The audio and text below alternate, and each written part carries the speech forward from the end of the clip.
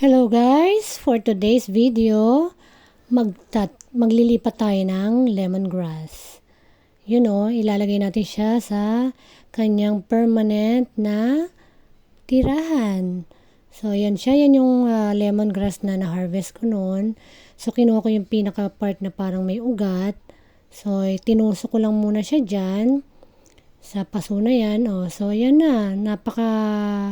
Buhay na siya.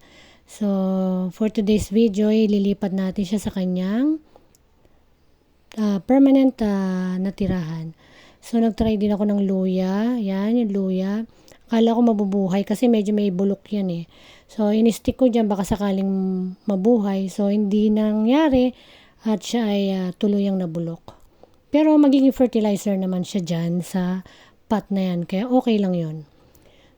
So, start na tayo mag-transplant ng ating lemongrass na itinusok dito sa pasong ito. So, sa tagal ng pagkakatusok niya dyan, medyo kumalat na yung ugat niya. So, kailangan natin ng pangbungkal. Yan, meron tayong kutsara na pangbungkal ng lupa para matanggal natin siya na although may mapuputol na ugat, okay lang yun. Napakadali lang naman ito buhayin.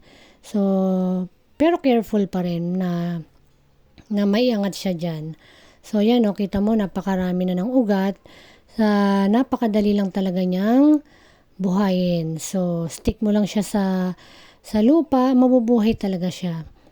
So, dati medyo mahirap ako magbuhay ng ganito, pero yan, kahit pa paano natuto na rin. So, ayan na yung malaki na nakuha natin noon. So, ito naman yung maliit, yung baby. Ayan. So, napakaliit niyan pero magiging malaking plant soon. Lalo kapag nabuhay na siya ng tuluyan. Makakapag-harvest ka na ng maraming lemongrass. So, napakadali lang po magtanim ng lemongrass. Kaya magtanim na rin po kayo. Yung mga nabibili sa mall, pwede nyo itanim yun. Ilagay nyo lang muna sa tubig. Hayaan nyo muna mag-ugat. So, kaya meron kayong mga kapitbahay na merong lemongrass. Manghingi kayo kasama yung ugat. Yun mismo, itanim nyo. Mabubuhay yun. Ito yung aking papaya nga pala na tinransplant. So, buhay na buhay po siya. Ang ganda ng dahon niya. Yan. Ito yung mga bagong growth niya. Yan.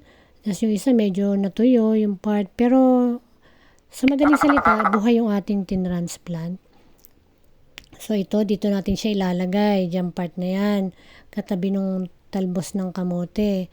So dito naman yung isa, yung baby. So madali lang. Bubungkalin nyo lang. Kasi mataba naman yung lupa na yan. So hindi na natin nilalagyan ng mga kung ano-ano. Bungkal lang. Tapos ilagay mo yung lemongrass, tabunan mo. Yun na yun. Buhay na yung lemongrass mo nun. Huwag mo masyadong didiligan dahil hindi mahilig sa tubig ang lemongrass. Gusto niya moist lang, pero hindi dapat nakababad sa tubig. So, pag baby pa siya or kakatanim mo lang, pwedeng dilig-diligan mo siya paunti-unti. Pero pagka stable na siya, pwede mo na siyang pabayaan kahit di mo na siya diligan. So, yan. After natin, di ba, ganun lang kadali. Pasok nyo lang sa lupa, tapos tabunan. So, tapos after nyan, mamaya diligan na natin yan. Hindi ko na may pakita. Basta after transplant, kailangan diligan para nila yun eh. Para hindi sila ma-transplant shock, di ba? Na-stress na yan kasi sila, kaya dapat pagkatapos may transplant, diligan mo naman. So, yan, kita nyo, napakahaba na. Pwede kong gupitin yan para gawin kong tea. Para hindi sayang na lang siya dyan, nakasayad lang. Pero pwede rin hayaan mo na rin siya dyan. So, yan, ito naman yung maliit. Dyan natin siya ilalagay.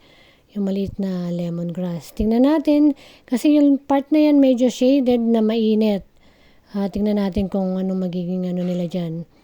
Kalagayan nila dyan. Kung survive ba sila dyan or bahala na. I-update ko po kayo kung anong magiging kalalabasan ng ating panibagong lipat na lemongrass. So, napaka-importante po na meron kayong mga ganitong tanim. Napakarami niyang gamit, napakarami niyang benefits. Pwede kayo mag-research para po sa inyong own reference, di ba?